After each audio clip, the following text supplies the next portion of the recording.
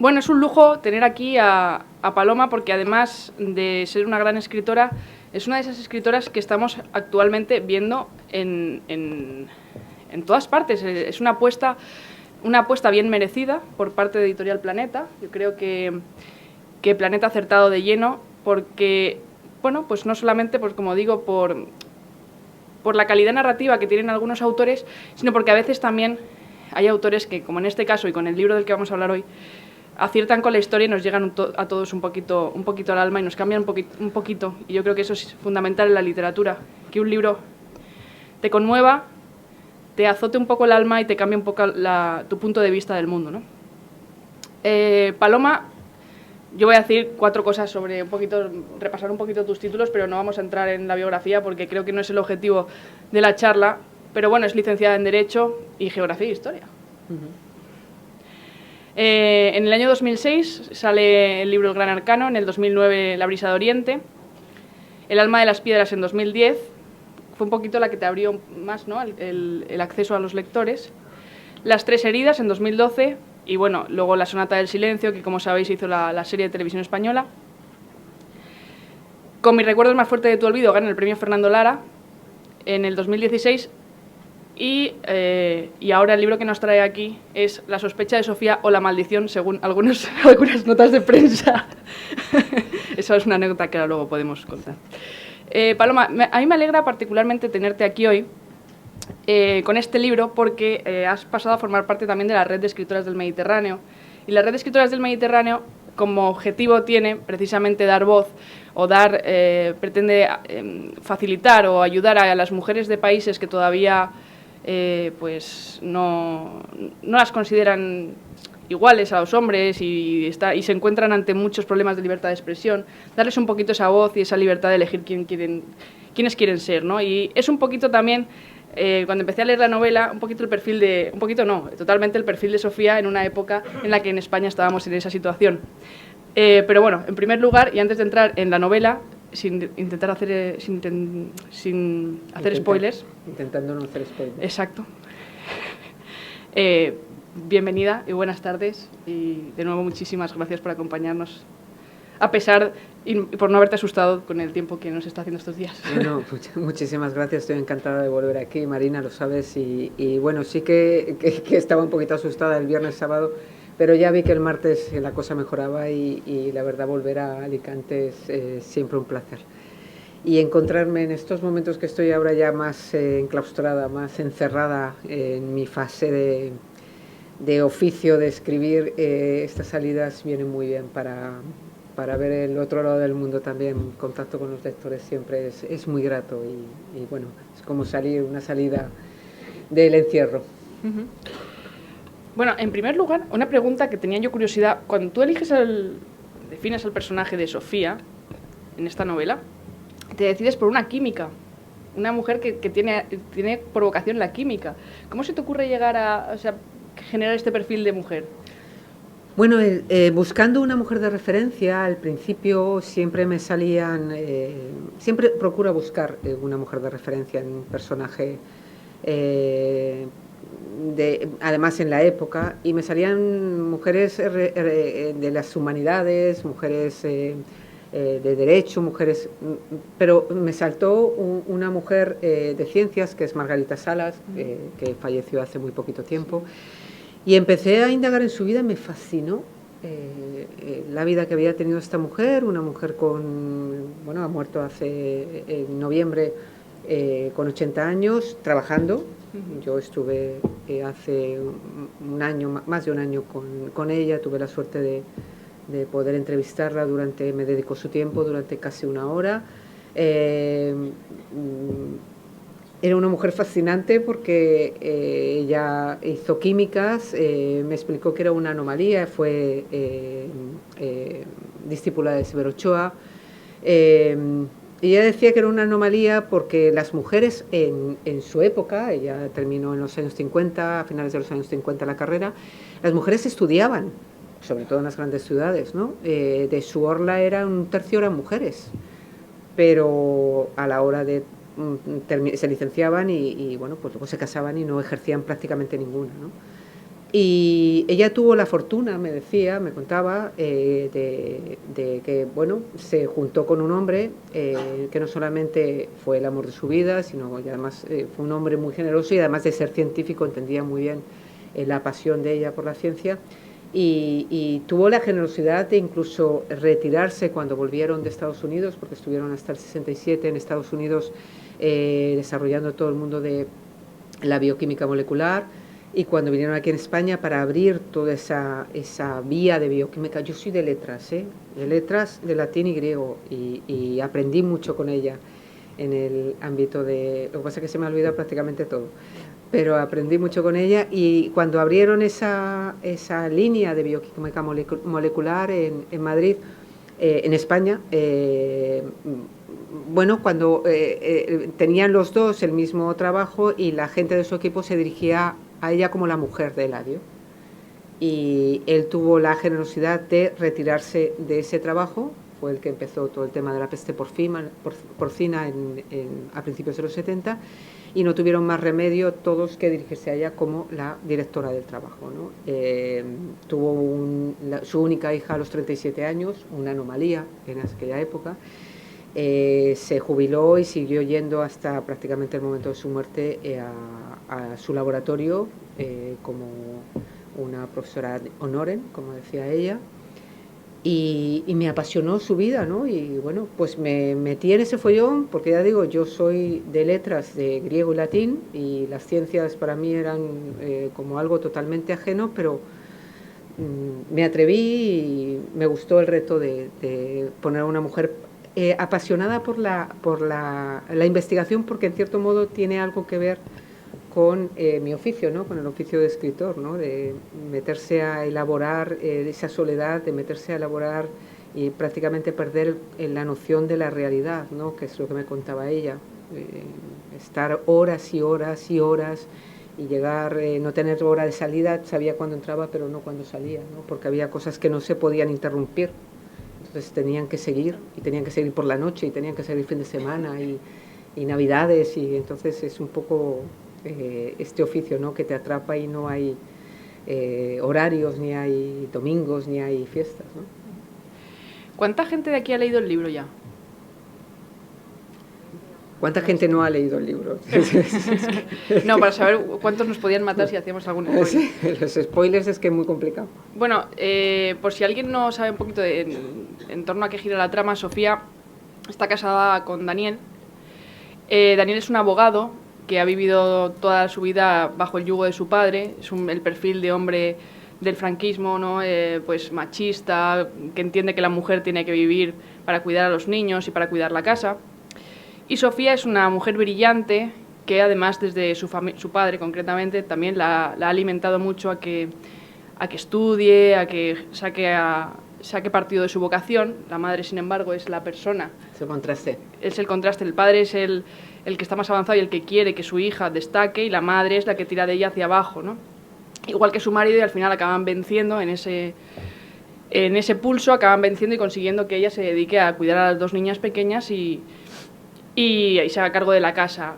De repente un día Daniel llega al despacho, encuentra una nota en su escritorio en la que dice que si quiere ver, que su verdadera familia, que su familia no es su verdadera familia, que es un niño adoptado, y que si quiere saber la realidad sobre su vida tiene que viajar a París esa misma noche. A partir de ahí pues se genera un conflicto, porque él le pregunta a su padre, evidentemente. El padre podía haberse callado y haberle dicho eso es una tontería que se han inventado, pero no, le confiesa que es cierto, que ellos no son sus verdaderos padres. Le pide por favor que no dé pie a continuar con esa investigación, porque le va a hacer muchísimo daño a su madre, porque no quieren que esta historia salga a la luz, pero él, cumpliendo con la parte de su padre, no le confiesa ni a su mujer ni a su madre que le ha llegado esa nota, ni que es consciente de esa realidad, pero sí que toma ese tren para París esa noche.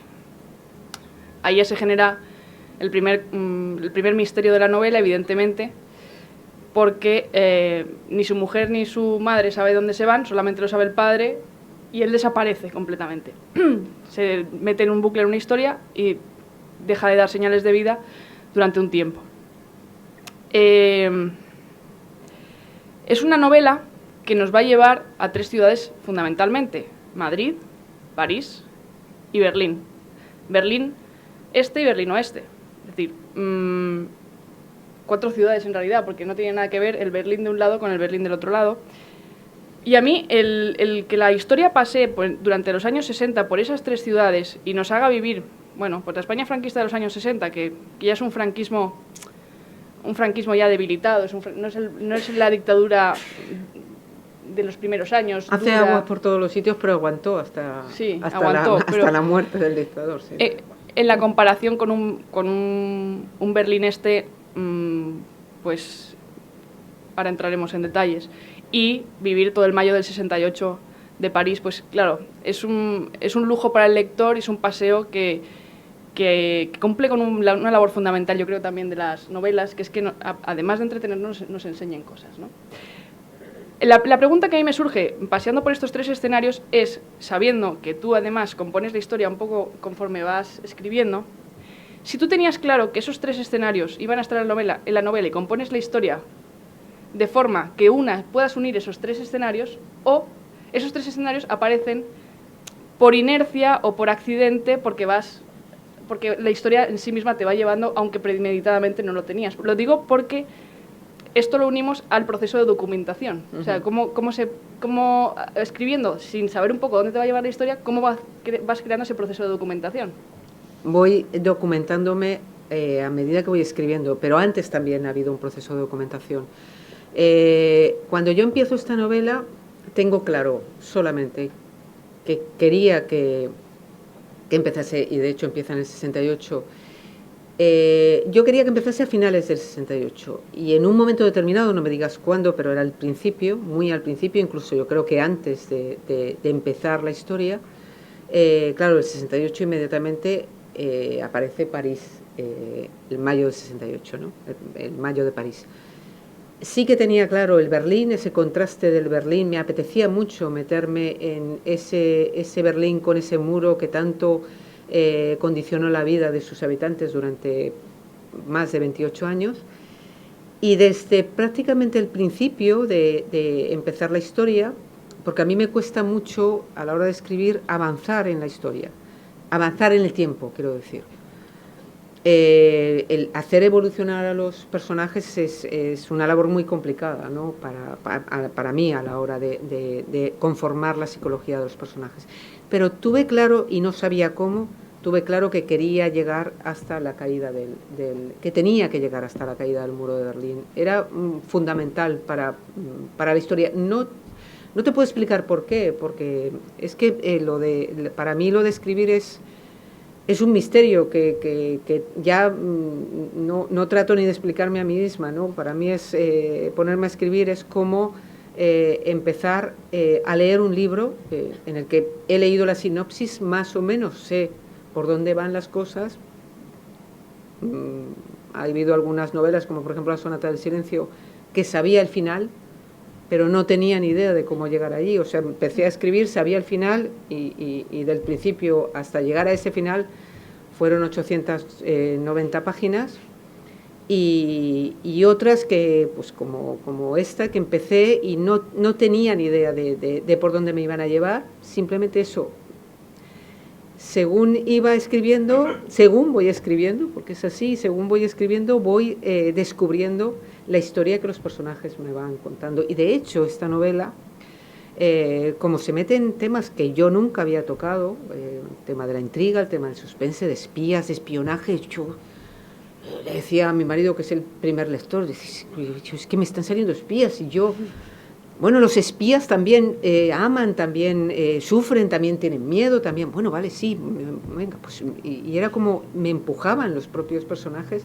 a seguir adelante, ¿no? A seguir con su historia, a que confiase en ellos, ¿no? Y de hecho confío tanto en ellos, les tengo un respeto, he aprendido a tenerlos un respeto reverencial y por eso me encierro, porque vivo prácticamente para ellos y por ellos mi vida se convierte las 24 horas del día en su propio latido, ¿no? Y es la magia de escribir, es esa sensación de cruzar una línea que te absorbe a otro mundo de ficción, a otro mundo, a otra realidad paralela. No sé si a veces más fascinantes que la que vivimos en la realidad.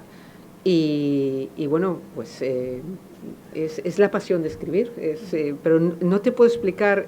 Sí que es verdad que a medida que voy escribiendo, yo escribo generalmente por la mañana, también por la tarde. Luego hay momentos en los que pues necesito, porque llego a un punto en el que necesito saber, bueno, pues cómo era el paso de Berlín, pues leo durante unos días, paro la escritura y leo todo lo que hay sobre ese tema, o sobre el tema cuando llega Monique, o sea, cuando llega Sofía con Monique a París, pues leo todo lo que hay, o todo lo que tengo, lo que voy acumulando del mayo del 68. Es un poco, a medida que voy avanzando, voy construyendo los escenarios y las condiciones sociales en las que se mueven los personajes.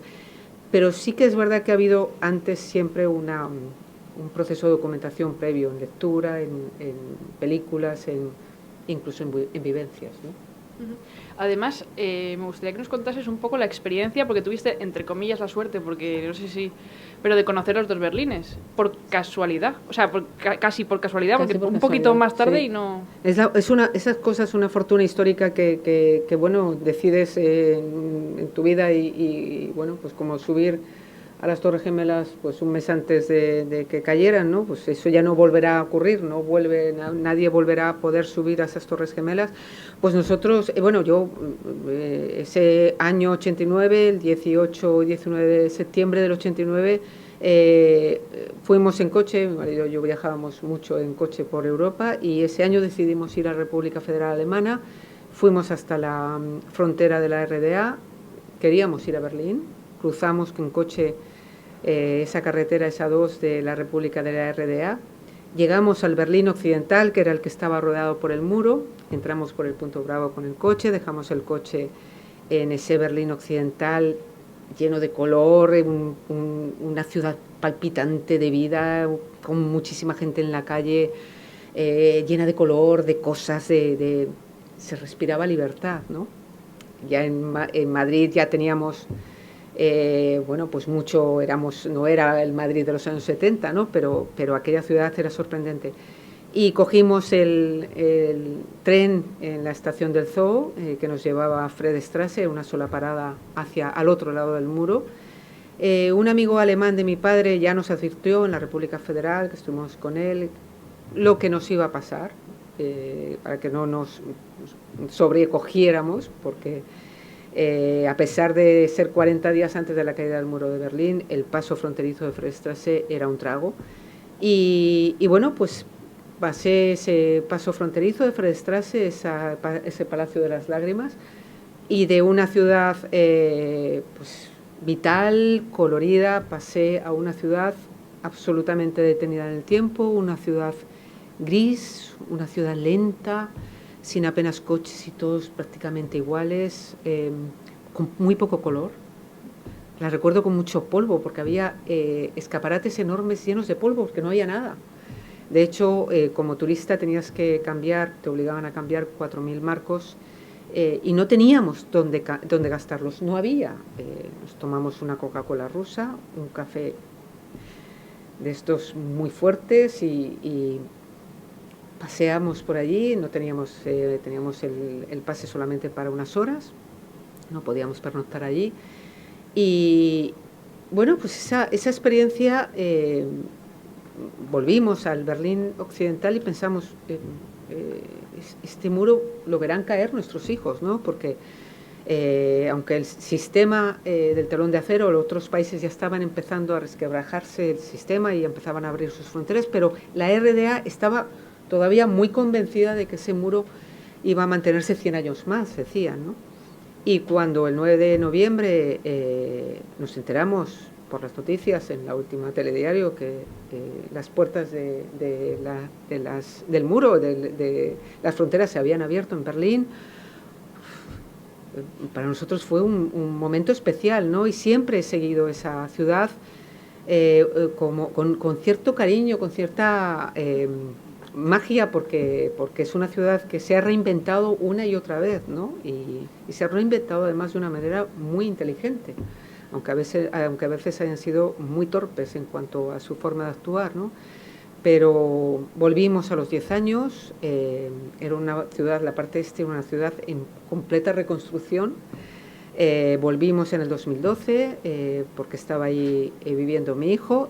Mi hijo vivía, para los que lo hayan leído, en la zona que había sido del este, en la calle de los Kaiser, y por lo tanto tenía muy presente esa calle con esa iglesia, y estaba cerca de Freistraße. Y volví hace muy poquito para transitar por los escenarios de la novela. Me entrevisté con un expresidiario de la Stasi, un cubano que me contó su experiencia, la de compañeros suyos con la Stasi, me enseñó la cárcel, y luego en los archivos de la Stasi, la calle Bauer, todo. Berlín se ha convertido para mí en una ciudad de referencia. Esta novela no es coral, pero podría serlo, porque tiene muchísimos personajes y... Yo creo que es coral, que ¿sí? Hay 3 personajes fundamentales, pero yo creo que hay otros, porque además son personajes secundarios que en principio eran secundarios, pero que de repente se hicieron fuertes y dijeron, no, que yo quiero mi propia historia. Es el caso de pues, Elvira, Hanna, Bettina. Claro. Son personajes que, bueno, yo en principio Elvira era una secretaria sin más, pero luego dijo, yo quiero mi propia historia, y hay personajes que se hacen fuertes. Claro, sí, eso te iba a decir. Te iba a decir que la historia gira en torno a un triángulo, que es Klaus, Daniel, Sofía, pero claro, la fuerza de los personajes que hay alrededor es muy potente. Quería preguntarte cómo elaboras tú los personajes de la novela, porque además una novela de tal extensión y que recorre pues un tiempo, son 20 años. Son 20 y tantos años. Sí. La evolución de esos personajes hay que trabajarla, tienen que tener una coherencia. No es una tarea fácil, y menos cuando son tantos personajes los que van tomando una voz tan potente, ¿no? ¿Cómo haces tú a la hora de redactar? ¿Te vas apuntando los detalles de los personajes? ¿Los guardas todos? Porque No, yo voy escribiendo, es como si es así, es como si estuviera leyendo una novela. Yo me pongo a escribir, soy muy disciplinada. Tengo que ponerme todos los días a escribir, horas por delante, para escucharles y vivir, eso es lo que he explicado antes. Es como si abro el ordenador, tengo mi ritual, yo me levanto muy temprano, voy a hacer natación, hago 45 minutos de natación, vuelvo a mi casa, me hago un café, me hago un té de jengibre con limón, me pongo una botella de 2 litros, me cierro en mi cuarto, en mi sitio donde tengo todos mis libros. Es un espacio con mucha luz, pero con muchos libros. Me siento muy envuelta en mis libros. Además tiene que ser en el mismo sitio, no puedo escribir en otro sitio. Y sobre las 9:15, 9:20, alejada de móviles y de todo lo que me pueda alterar, me pongo mis cascos. Generalmente elijo, el silencio es muy complicado de obtener, aunque vivo en un sitio donde tengo cierto silencio, pero vivo con mi marido se mueve por la casa, y entonces para no oírle me pongo unos cascos y me pongo una música en bucle, música clásica generalmente, y me pongo a escribir. Y escribo, o sea, me dejo llevar. Escribo, y algunas veces que incluso me sorprendo de lo que estoy escribiendo, de lo que me está contando, como uno se sorprende cuando está leyendo, ¿no? Ya digo, la secretaria, en principio, bueno, Sofía tenía un protagonismo mucho mayor en mi pensamiento al principio, y luego el protagonismo se diluye incluso más con respecto de los 2 hombres de su vida, de Klaus y de Daniel. Elvira pues iba a ser una secretaria sin más, y de repente me di cuenta de que no, que ella quería su parte de la historia. Hay un personaje, no quiero hacer spoilers, pero hay un personaje que es Hanna, que yo no sabía si iba a aparecer, y puedo decir que hasta el momento en el que, para los que lo hayan leído, hasta el momento en el que Klaus mira hacia la casa y ve que está allí, no sabía que iba a aparecer. O sea, es que hay cosas muy difíciles de explicar, pero que a mí me pasan. Por eso a mí me fascina tanto. O sea, para mí la escritura me tiene que fascinar, me tiene que apasionar lo que estoy escribiendo, porque si no, se me diluye. No. Por eso a mí cuando me dicen, ¿te encargan alguna? A mí no me puede encargar nadie nada, porque es que yo no elijo las historias me eligen a mí. Si una escritura, si algo que escribo no me apasiona, lo tengo que dejar, no puedo seguir. Para mí la escritura es que me atrape, y es que llega un momento que algunas veces levanto la mirada y digo, ¡guau! ¡Qué bien!, ¿no? Que lo que me están contando los personajes. Y se van... yo primero hago, lo que sí que hago es escupir la historia, ¿no? Primero voy avanzando y es como me van contando y lo voy volcando. Cuando ya termino, empiezan las relecturas, que hago muchísimas. Pero es que ya entonces ya les conozco a los personajes. Los personajes para mí son como, ahora estoy en ese momento, ¿no? En ese momento de comienzo. Entonces, ahora llevo unos días en los que hay personas que van entrando en mi vida, ¿no? Es como si llamasen a la puerta de mi casa, algunos ni llaman siquiera, entran y se sitúan ahí. Unos entran muy habladores y me cuentan enseguida, otros entran más callados, incluso no sé ni sus nombres, pero sé que están ahí y se van situando. Yo voy escribiendo y hay uno que me va contando, otro que me va contando y les voy conociendo. Ocupan mis 24 horas del día. Mis vigilias, mis sueños, cuando hago natación, cuando estoy haciendo la comida, las conversaciones con mi marido, nos ocupan absolutamente todo. Se les va conociendo, lógicamente, son meses de estar con ellos. Entonces, cuando termino lo que es la estructura, ya sé qué les pasa a cada uno, cómo son, cómo reaccionan. Y entonces ya esas relecturas es para definir mejor la forma en la que reaccionan, la forma de hablar, de los diálogos. Todo se define, todo se perfila en esas relecturas cada vez más. Ese es mi proceso de escritura. No hay una guía, porque es que no me vale de nada. Yo no podría... a mí me admira cuando algún compañero de oficio dice, es que yo hasta que no tengo la novela en la cabeza, yo tengo que tener la cabeza muy pequeñita porque no puedo, además es que no me vale de nada. Me puedo hacer un esquema y no me vale de nada. Tengo que encerrarme, tener horas por delante y escucharles. No hay más, para mí no hay otra forma de escribir, escucharles y respetar sus formas y sus maneras, ¿no? No querer forzar la historia. Me pasó con mis recuerdos más fuertes que te olvido, que es una historia más que me toca más por ser actual, ¿no? Porque es la sociedad en la que vivo, son cosas en las que he sido testigo, que he vivido muy de cerca, algunas de las cosas que suceden, ¿no? Y cuando estaba escribiendo me di cuenta, cuando llevaban 100 y pico páginas, me di cuenta de que algo chirriaba. Y es que estaba imponiendo mis criterios.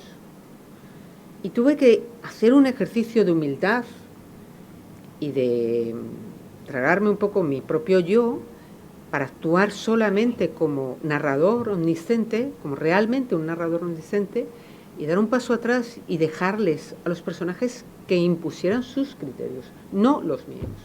Y esa ha sido una de las lecciones que tuve en este oficio, oficio que ejerzo y que considero que es el que es como hacer algo con las manos, ¿no? Es un aprendizaje y bueno, pues es la forma de escribir, encerrarme, echar horas, ser muy disciplinada,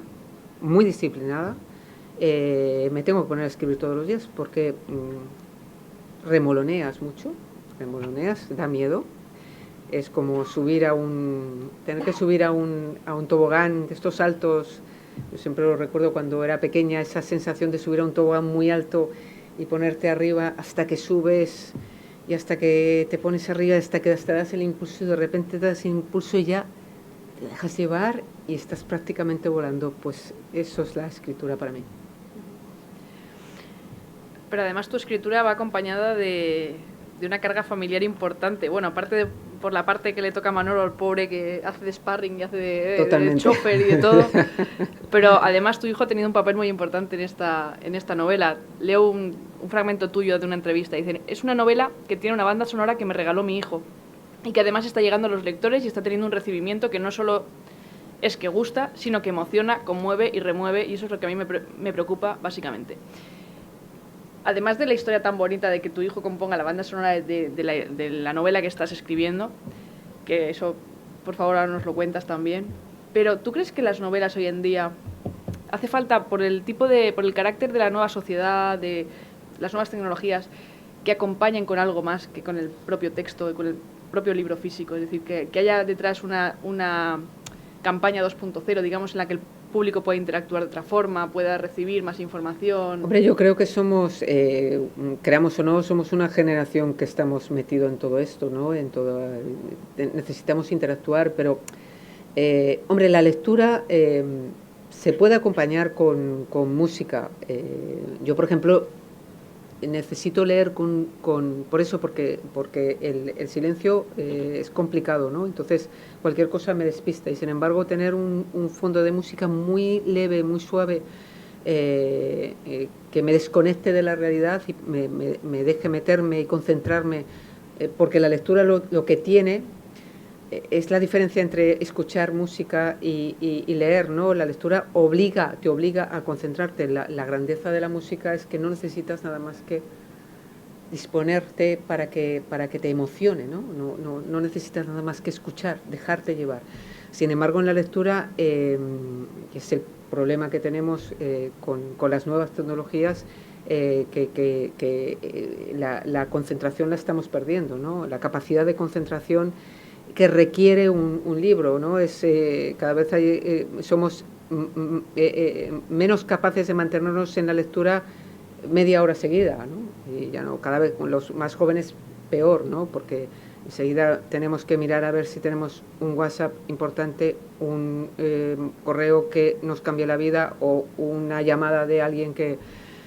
Y esto pues nos interrumpe mucho en la lectura, ¿no?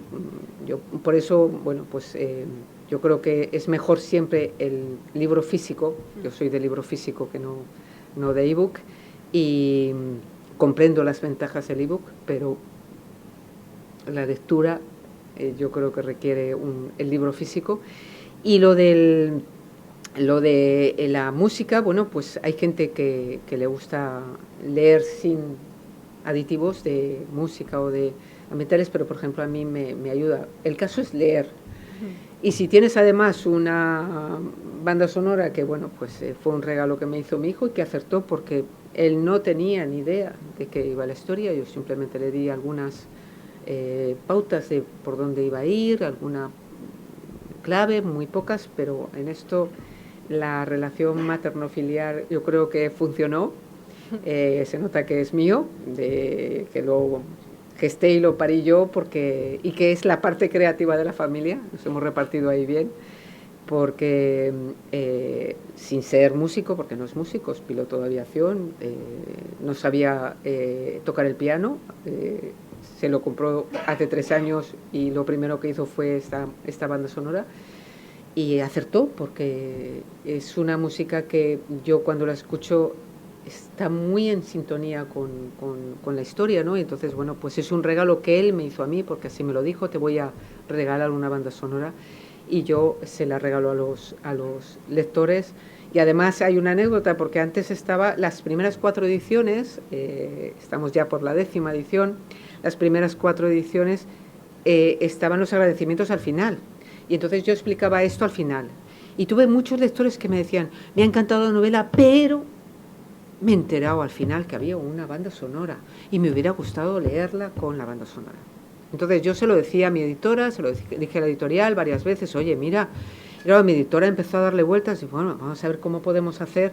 Y al final en la cuarta edición ya han pasado los agradecimientos al principio para que el lector que quiera leer con la banda sonora tenga esa oportunidad, no se dé cuenta al final en los agradecimientos y con ese pero, ¿no? que me espetaban algunos de los lectores.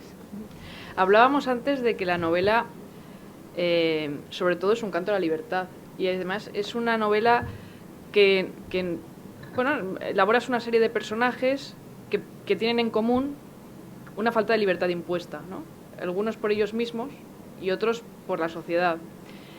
Y entonces, enlazando con el tema de la libertad, esto es cuando ocurre que una historia es redonda, ¿no? En el prólogo hablas de la canción Libre de Nino Bravo. Cuéntanos un poco quién era Peter Fetzer. Porque claro, yo creo que ya nadie ve la canción de la misma manera, yo no lo sabía. Yo tampoco lo sabía.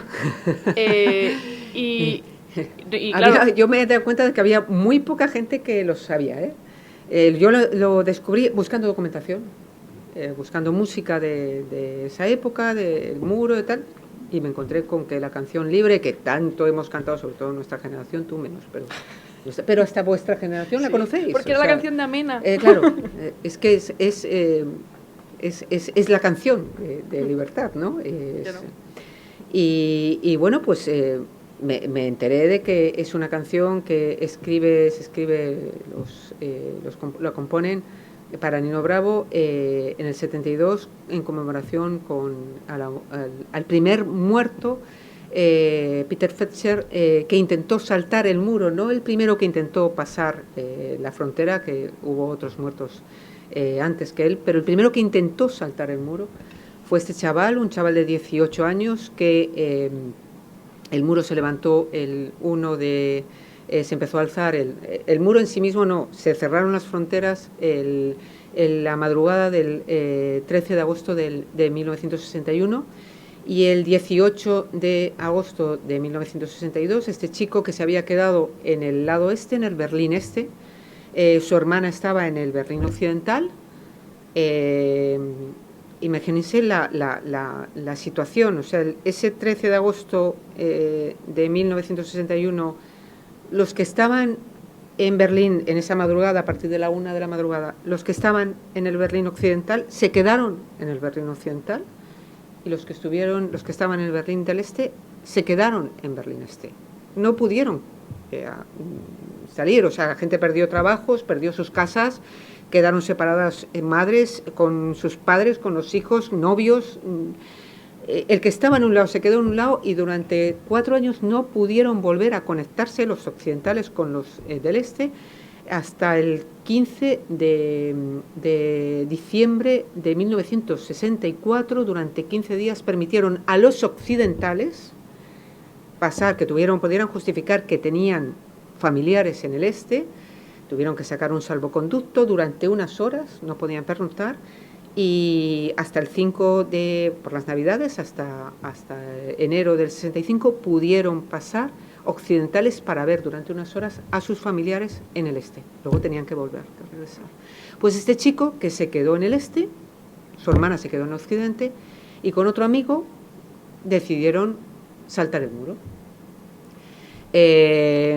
La zona, el muro empezó con una alhambra de espinos, luego el primer muro era de bloques de hormigón, luego cada vez más alto, la zona de seguridad cada vez más ancha. En ese año ya era una zona de seguridad prácticamente no llegaba a los 100 metros, era la zona de seguridad, la llamaban la zona de la muerte, porque ahí nadie podía pasar, porque suponía la muerte. Y este chico empezó, pues estuvieron esperando para la mejor oportunidad, corrieron, llegaron al muro, el otro chico consiguió pasar y él cuando estaba a punto le hirieron en la cadera y cayó herido, pegado al muro en la zona este, en la zona de la muerte. A la vista de cientos de personas, clamó ayuda durante casi una hora. Los occidentales estaban en la zona, era el sector americano, está muy cerquita de lo que es hoy el punto Charlie, hay un monolito dedicado a él. Como era el sector americano, los americanos no permitieron a nadie que pasara a ayudar al chico, pero le estaban viendo porque hay fotos. Por si hubiera un conflicto diplomático, no le permitieron, y los del este, los bopos, los policías del este, no pudieron pasar a ayudarle hasta que no tuvieran la autorización de sus superiores. No se la dieron hasta 55 minutos después.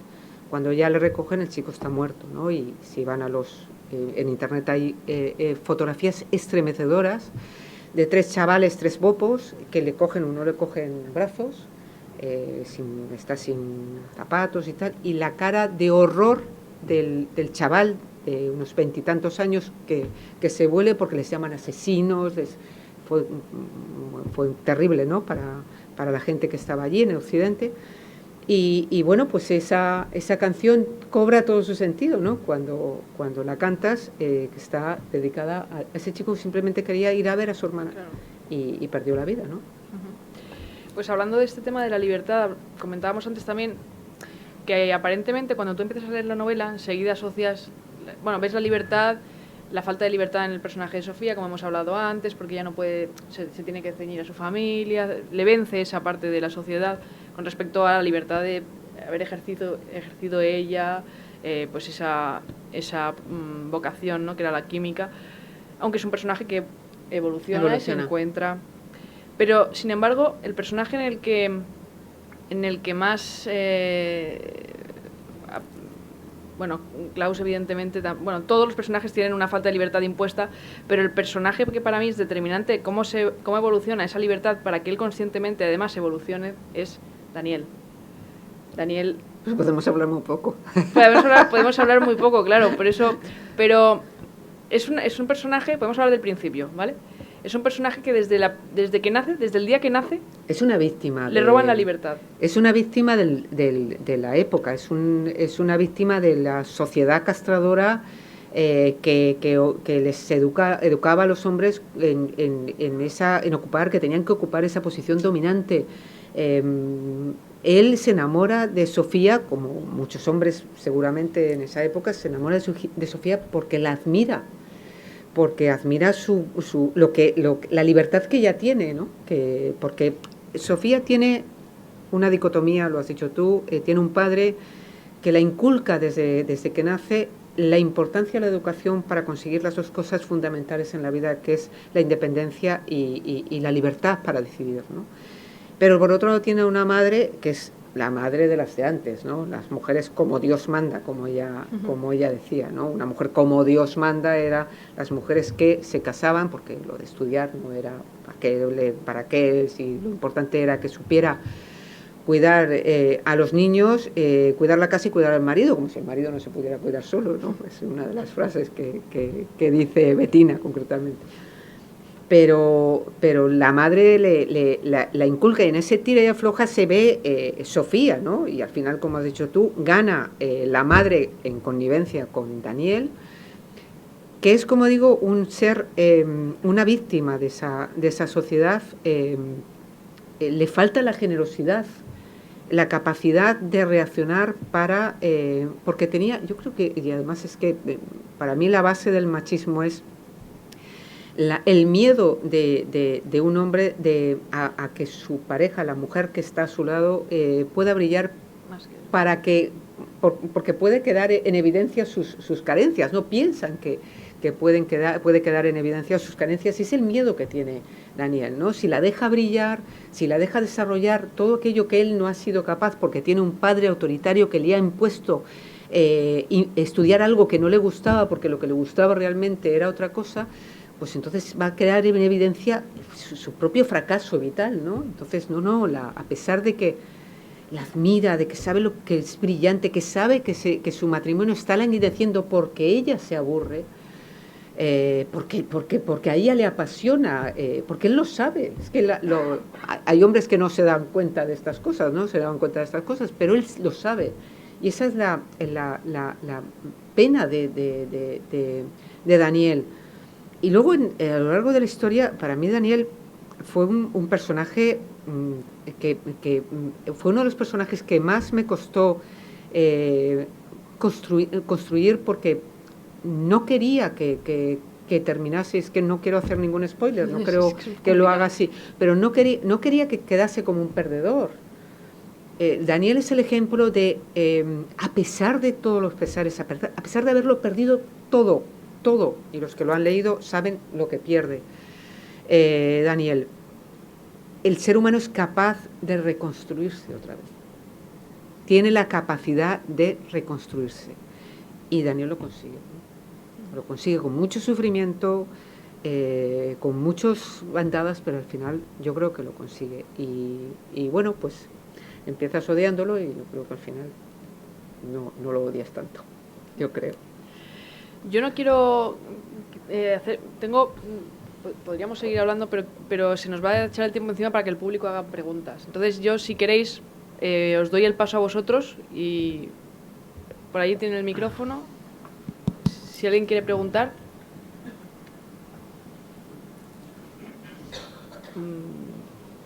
Ahí, aquí hay una pregunta. Sí. Pero espera un momento, sí, que le acercan el micrófono. Buenas noches. ¿Conoció usted Bonn, la ciudad de Bonn? Bueno, lo conocimos Bonn, yo creo que no. Es que hemos conocido, hemos estado en Colonia, hemos estado en Frankfurt, en Hannover, en Hamburgo, en Múnich, pero en Bonn yo creo que no. En Dresden. Conocemos muchos lugares porque hemos viajado mucho por Alemania, pero yo creo que Bonn, yo creo que no.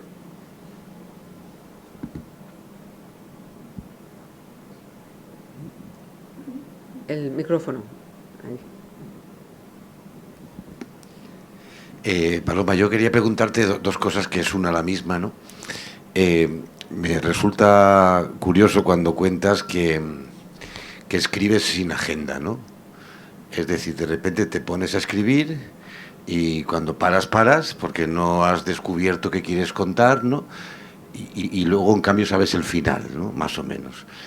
No, el final solamente lo supe en La sonata del silencio, por ejemplo. Sí, correcto. Sabía el final, no sabía cómo llegar a él, pero sabía el final. Pero eso es una excepción. Bueno, pues entonces tampoco sabes el final.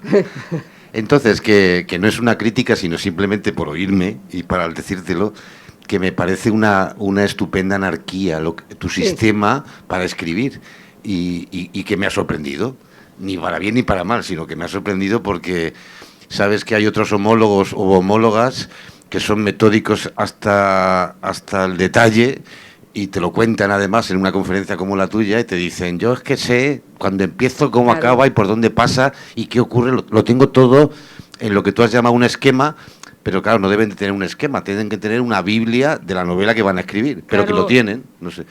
Y luego la segunda cosa que está vinculado al tema, y ya te dejo, discúlpame, no te preocupes, es que me ha gustado cómo has contado que no mandas en tu libro, sino que los personajes tienen vida. Entonces yo me lo he creído, o sea, me lo has contado y digo, hostia, me mola esto, cómo lo está montando Paloma. O sea, que claro, como no tienes agenda, está justificado. Los que mandan no eres tú. No, yo no. Tú eres narradora, como has dicho, ¿no? Yo soy la narradora omnisciente, además muy consciente en ese sentido, pero es una modestia interesante la que tienes, porque... Totalmente, no es modestia, Lo digo con cariño, lo de modestia. ¿Sabes lo que pasa? Que yo siempre digo que la lectura puede ser apasionante en la vida, pero la escritura lo puede ser más, ¿no? Para mí el oficio de escribir... son momentos en los que, bueno, hay bajones, o sea, hay momentos en los que a mí cuando me dicen la página en blanco, bueno, yo la página en blanco la afronto leyendo, o sea, no tengo ningún problema. A mí me trabo en un momento de la historia y no tengo problema, me refugio. Para mí la lectura es un refugio, es un lugar de protección. Y de hecho esta historia la encontré en ese lugar de protección, en la lectura, cuando estaba en un momento de desesperación, porque antes de encontrarla tuve muchos bueno, empezaba una historia, la dejaba, llegué a escribir una historia de 180 páginas, no había forma. Esta novela tiene un lema, esta novela de la sospecha de Sofía tiene un lema que me impuse yo, en un momento muy desesperante, porque estuve a punto de tirar de toalla porque no me salía, estuve 1 año y medio buscando. Cada día, eso sí, yo soy anárquica, pero muy disciplinada, tengo una anarquía muy disciplinada. Y cada día me ponía a escribir y no había forma, o sea, estaba 2 días como muy eufórica, y sí, y de repente a los 20, 30 hojas se me deshacía. Y me puse el lema, no me voy a rendir, no me voy a rendir. Y cada vez que me ponía delante de la pantalla, no me voy a rendir, no me voy a rendir. Cuando la desesperación era mucha, me refugiaba en la lectura y leyendo una novela, la última novela de Berta Isla, la de Javier Marías. Estaba leyendo en un momento determinado, levanté los ojos y dije, ¿la espera? Alguien que espera a un ser querido, envuelto en esa incertidumbre de hace 40 años, porque la incertidumbre nos ha cambiado bastante. Ahora alguien desaparece, le mandas un WhatsApp y no te contesta al 1,5 segundos y ya montas un pitoste impresionante. Ahora, antes, hace 40 años, podíamos irnos de casa y estar 2 días, 3 días, 1 semana sin dar señales de vida y no pasaba nada, porque como decía mi suegra, la falta de noticias eran buenas noticias. O sea, sí, las malas noticias ya llegarían. Entonces, en esa incertidumbre, porque ya sí que tenía yo la idea de el 68, ya me estaba ahí rondando, me apetecía meterme en ese tiempo que yo había vivido de niña, jovencita, porque yo nací en el 62, entonces, bueno, pues en esa época de jovencita que empezó a cambiar tanto aquí esta sociedad, me apetecía entrar a través de mis personajes, pero no sabía cómo. Y bueno, la espera. Busqué en lo que se había documentado, una entrevista en la que cómo se había documentado Javier Marías, y leí 2 libros en prácticamente 2 días, El coronel Chabert de Balzac y La mujer de Martin Guerre de Janet Lewis. Y con esos mimbres me puse a escribir. Y lo único que sabía era el primer capítulo, alguien está espiando a alguien. No sabía nada más. Y empecé a escribir. Y el primer día, que fue el 5 de febrero del 18, el primer día escribí 13 páginas. Tuve tan claro que era la historia que quería escribir, que al día siguiente yo a mi editora y a mi agente les había dicho, no me preguntéis nada, 1 año antes les había dicho, no me preguntéis nada porque estoy muy perdida. Y tengo el correo, les puse un correo, chicas, tengo historia, por fin tengo historia. Y fue cuando me dijo, como me habían visto sufrir tanto mis hijos, porque me le preguntaban, no preguntéis a mamá nada, que está con la historia, que no entra y tal. Y cuando dijo, ya tenemos historia, tengo historia, te voy a regalar una banda sonora. Y así surge, es que ahora estoy con los comienzos y bueno, pues llevo desde el verano dando vueltas, leyendo mucho, estoy dando vueltas al núcleo que quieren ahí preguntar, al núcleo que quiero llegar, pero sin saber cómo entrar. Y hoy, se lo he dicho a Marina, hoy precisamente he encontrado la forma de entrar a mi 8ª novela. O sea, hoy aquí hemos venido todo el viaje, se lo he venido verbalizando, expresando al sufridor de todo, porque con él el verbalizar me ordena mucho esa anarquía que tengo en la cabeza, me ordena mucho, me ayuda mucho a entender las cosas y ya sé por dónde puedo entrar, ¿no? Entonces, bueno, es un día hoy muy especial.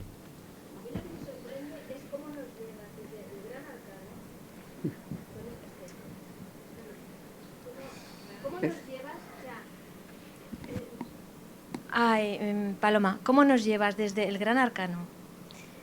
Que es un tema difícil, complicado, pasando por todos estos libros es que no se parecen en nada.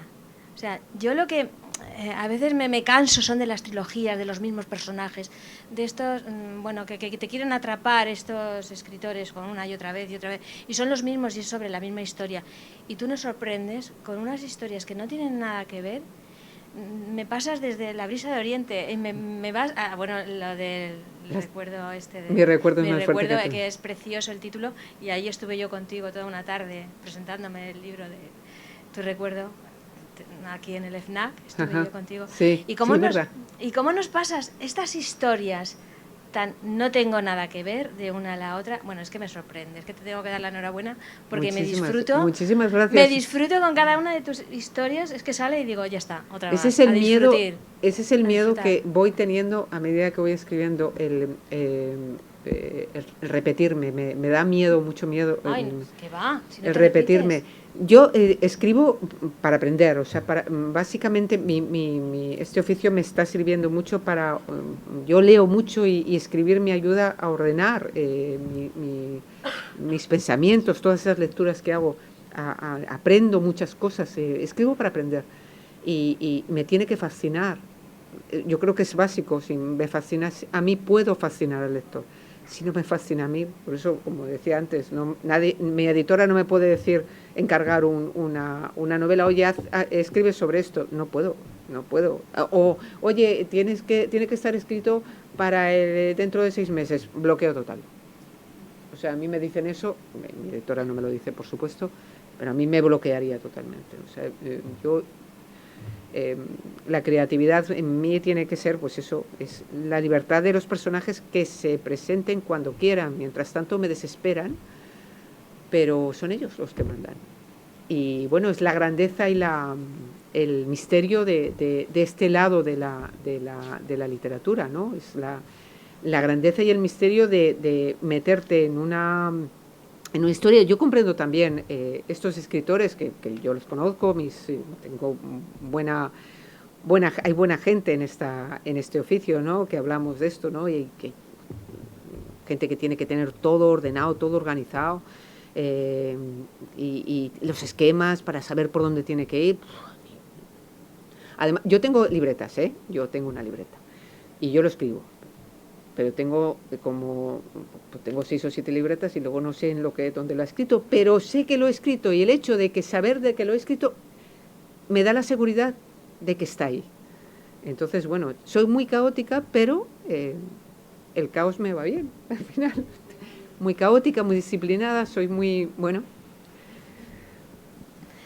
Bueno, yo quería comentar, porque antes Marina había dicho al principio del todo, que más que la historia a veces es importante aprender con el libro. Y bueno, yo creo que lo he comentado por Twitter y me ha podido leer, pero yo el primer libro que leí fue Las tres heridas, luego La sonata del silencio hace ya años, y fue la primera novela histórica que leí. Y me sirvió mucho para aprender sobre la historia, porque en el colegio, en el instituto, tenemos esa asignatura, pero sí que es cierto que a la guerra civil, por ejemplo, muchas veces se queda en el aire y luego aprendemos por películas, por novelas, porque no nos han enseñado todo lo que conllevaba. Entonces me sirvieron mucho para aprender la guerra, la posguerra. Ahora todavía no he podido leer La sospecha de Sofía, pero veo que voy a aprender también sobre los 60. Entonces también... Bueno, a mí particularmente me enseñó que más allá de los libros que te obligan a leer en el colegio, que es una obligación y casi una tortura muchas veces, pues aprendí a engancharme con un libro, a tener ganas de llegar a casa y leer. Entonces, eso a mí me encantó. Y entonces yo lo que quería saber, si antes de desarrollar los personajes, la historia, te enfocas en qué historia, o sea, en qué época te quieres situar, qué momentos históricos quieres contar, y para partir de ahí desarrollar los personajes, porque sí que veo que es cierto que no he leído todos los libros, pero un poco los que yo he ido leyendo en orden, ¿no? Primero la guerra, luego la posguerra, y si vas un poco pensando, pues voy a centrarme en esta época y contar qué pasó, para también un poco enseñar acerca de esa época. Bueno, mira, mi primera novela, yo creo que mis novelas no son históricas. No son históricas porque para mí una novela histórica es la que se basa en un hecho histórico con mayúscula, trascendental para muchas generaciones, para bien o para mal, o en un personaje histórico trascendental, para bien o para mal, para varias generaciones, y sin embargo mis novelas están en una ambientación histórica, sí, en un tiempo, pero trato de personas con historias con minúscula, personas como cualquiera de nosotros. Yo cuando escribí la primera novela es del El Gran Arcano, que no tenía nada que ver, fue una novela que escribí sin ninguna pretensión, me puse a escribir pues para encauzar una crisis personal que tuve con mis ideas, las ideas que me habían metido en vena desde niña, que no me había cuestionado, y bueno, pues ahí empecé a escribir, me planteé escribir y empecé a escribir esa historia. Las dos siguientes fueron de novelas de la historia medieval, El alma de las piedras y La brisa de Oriente. Y cuando me planteé escribir sobre la guerra civil, yo soy licenciada en Geografía e Historia, yo he estudiado el BUP, soy del 62, estudié Historia de España en el colegio en el año 77, 78, y luego estudié en la carrera. En el colegio yo creo que se sigue estudiando mal la guerra civil, y en la carrera aprendes la historia con mayúscula, los grandes acontecimientos, las grandes batallas, los grandes efectos económicos, sociales que tuvo esa guerra en concreto, ese hecho histórico. Pero a mí me apetecía meterme en la piel de gente como yo, con mi entorno, gente con sueños, con ideas, con proyectos, con un proyecto de vida, con visión de futuro para sus hijos, para sí mismos. Y por eso me atreví, me daba un poquito de miedo por meterme ahí. Pero si tú te das cuenta, no trato la guerra civil como tal.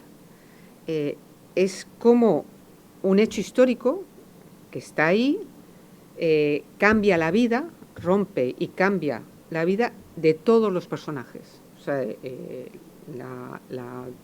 las tres heridas empieza en el comienzo de la guerra, llega hasta septiembre del 36 y luego da un salto al 39. O sea, y el lector ve cómo lo que ha provocado el paso de la guerra en esos personajes que ha conocido al principio, ¿no? A partir de esa escritura me surgió la curiosidad de entender cómo se sobrevivió la sociedad al final de la guerra, que no la paz, porque sí, terminó la guerra, pero la paz tardó mucho en llegar. En esos años 40, sobre todo, que fueron muy oscuros, muy mal estudiados, porque yo recuerdo estudiar, y además tengo el libro de Anaya, que los de mi generación lo sabrán, la recordarán, un libro de Anaya verde, de Historia de España, que llegaba hasta el año 36, había lanzamiento, gana Franco, nos salva Franco, ya llegaba junio y nos íbamos de vacaciones. Los 40, los 50, los 60, porque yo lo estudié en el 78, era como si no existiera, no había temas.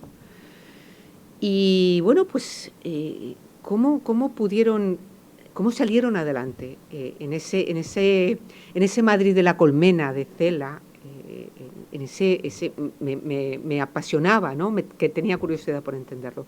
Y escribí la Sonata del Silencio. Yo creo que la literatura sirve para eso, si uno quiere saber cómo se vivía en ese Madrid de finales del siglo XIX, ahora que estamos en el año de Benito Pérez Galdós, es que con leer cualquiera de las novelas de don Benito te enteras cómo comían, cómo hablaban, cómo se movían por Madrid, cómo se vestían, que comían a las 12 de la mañana, no a las 3 de la tarde como comemos ahora, cómo gestionaban los sentimientos que tenemos ahora, el amor, el odio, la venganza, la traición, cómo lo gestionaban con esa sociedad, esas costumbres y esas leyes, porque los seres humanos y nuestras sensaciones, sensibilidades, sentimientos, anhelos, son los mismos a lo largo del tiempo. Lo que cambia son las costumbres que nos rodean, las circunstancias personales, las circunstancias sociales, las leyes que se nos imponen. No es lo mismo vivir como vivieron nuestros padres, mis padres, en una dictadura, que vivir como he vivido yo, con una democracia, con todo lo bueno y lo malo que tiene una cosa y otra, ¿no? O los que estaban en la República Democrática Alemana, o los que estaban en, yo qué sé, en el París del mayo del 68, ¿no?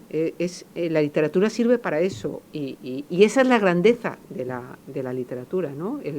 El poder entrar en esa intrahistoria y aprender desde un punto de vista diferente, que no menos importante, que es de la historia con minúscula, aprender esa época de otra manera, no desde el punto de vista de la historia con mayúscula.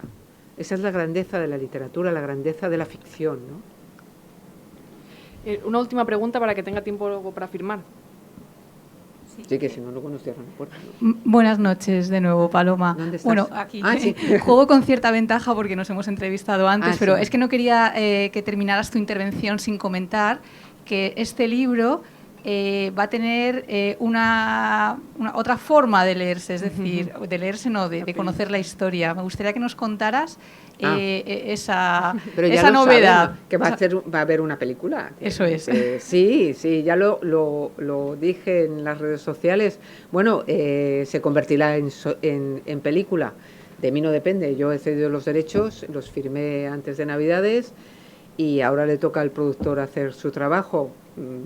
Se va a centrar en el thriller. Me dijo que quería hacer una versión libre, que se va a centrar mucho más en el thriller que en lo que es, porque claro, es muy difícil abarcar todas las tramas. Abarcar todo, y además es que lo que a mí cuando me preguntan por la Sonata del Silencio, por la serie, es que son dos medios totalmente diferentes. O sea, la lectura es un acto, un diálogo único, exclusivo de cada lector con los personajes. No hay dos lecturas iguales. O sea, por eso cuando a mí me dicen, recomiéndame un libro, a mí me puede encantar un libro y a Marina le puede horrorizar, y es el mismo libro, pero las lecturas son diferentes, porque yo, igual que como escritora entro en escribir con mi mochila personal, siendo mujer,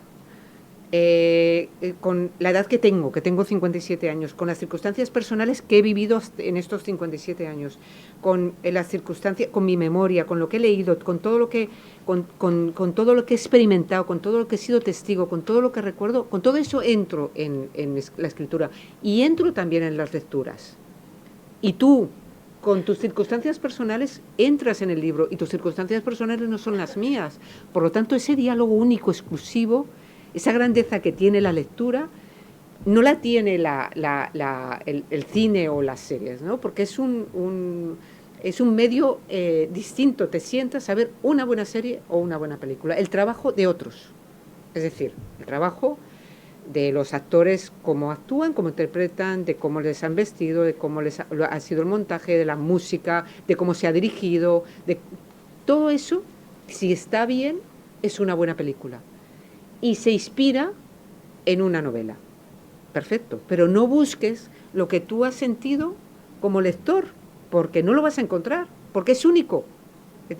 Tú y esto yo para mí siempre lo digo, es un círculo mágico. Yo empiezo como autor, el autor empieza una historia y la cierra cada lector con cada lectura. Cuando termina la lectura, ese círculo entre el autor y el lector se cierra, es único, es exclusivo, y no ocurre eso en la película. Por lo tanto, bueno, la película será...